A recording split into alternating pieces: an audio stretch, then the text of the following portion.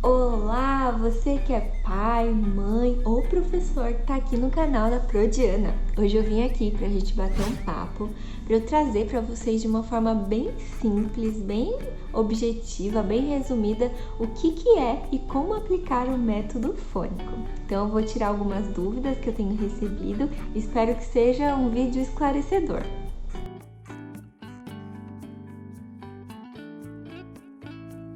Primeiramente, eu quero deixar aqui bem claro que eu não venho dizer que o método fônico é o melhor, que os outros criticar os outros, não. Para quem trabalha na educação sabe que esse assunto é bem polêmico e há uma guerra de esse método é melhor e não sei o que lá. Não, a minha intenção é ajudar você que é pai, mãe e precisa alfabetizar, correr atrás do prejuízo, né, por conta da quarentena em que a gente se encontra, em que a gente não pode ter aulas presenciais.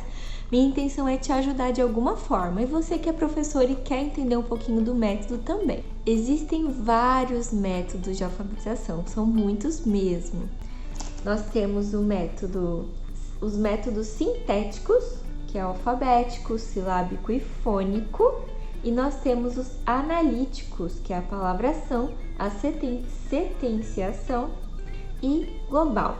Eu acredito que você que está aí me assistindo foi alfabetizado pela cartilha Caminho Suave.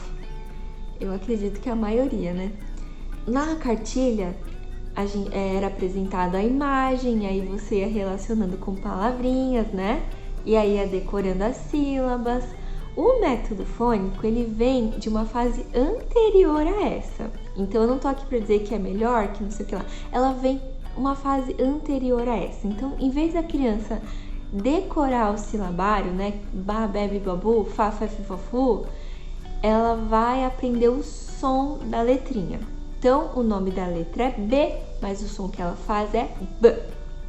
O som da letra é C, o nome da letra é C, mas o som que ela faz é C. E assim vai. Ela vai lá na raiz, ela vai identificar o som de cada letrinha. E muitas pessoas confundem, né? Aqui a gente não trabalha só o método fônico, a gente trabalha o método fônico com o método fônico visoarticulatório, que é a imagem da boca mais o som. Então é uma fase anterior a essa da cartilha. Então a criança vai lá na raiz, aprender o som da letrinha. E isso facilita muito, porque ela não precisa decorar aquelas sílabas todas, fa, fa, fa, fu, la, le, lolu, ma, mi, mamu. Ela não precisa decorar tudo isso. Ela aprende, né, o som de cada letra. Então L, L, vai ser muito mais fácil para ela juntar com as vogais. Então ela junta L com a lá. É muito mais lúdico, muito mais prazeroso para a criança aprender dessa forma. Ai, mas eu não acho certo usar só o método fônico, eu não gosto dele. Eu uso o método fônico, eu sou apaixonada por ele porque eu trabalhando com isso, eu vejo o quanto ele é eficaz e rápido, o quanto ele é positivo. Mas eu não sou contra você usar outros métodos também. Você pode sentir o que o seu aluno está precisando e você vai ali sendo flexível e usando meios para você atingir seu objetivo, que é alfabetizar a criança. Então, mais uma vez, deixando claro que eu não vim aqui para falar que o método fônico é melhor. Estou falando que eu uso e ele cabe muito à idade em que eu trabalho, né? Eu trabalho em 2 colégios com a mesma faixa etária, né? De 4 e 5 anos, e o método fônico se encaixa perfeitamente no meu trabalho para os meus alunos. Então vamos lá, né? Quero aplicar o método fônico, acho que ele vai dar super certo pro meu filho, pro meu aluno, então vamos lá. Primeira coisa, a gente tem que mostrar para a criança o percurso. É muito ruim quando a gente vai para um lugar que a gente não sabe o caminho que a gente vai andar. Por exemplo, eu tenho que ir para tal lugar, mas você não sabe como que é a estrada, você não sabe o que você vai encontrar nesse caminho, o que vai ter nesse caminho, então é um pouco desconfortável. E na alfabetização é a mesma coisa, aliás, em qualquer aprendizado é a mesma coisa. Então é interessante que a gente mostre para a criança o caminho que ela vai percorrer, para ela se sentir mais segura. Mas que caminho é esse, né? Então a gente tem lá o troféu, lá no topo, o troféu da leitura. A criança vai ganhar o troféu quando ela aprender a ler e escrever fluentemente, sozinha. Então a gente tem uma escada e lá em cima tá o troféu. O que a gente vai ter em cada degrau? Primeiro degrau, identificar as letras do alfabeto e seus respectivos sons.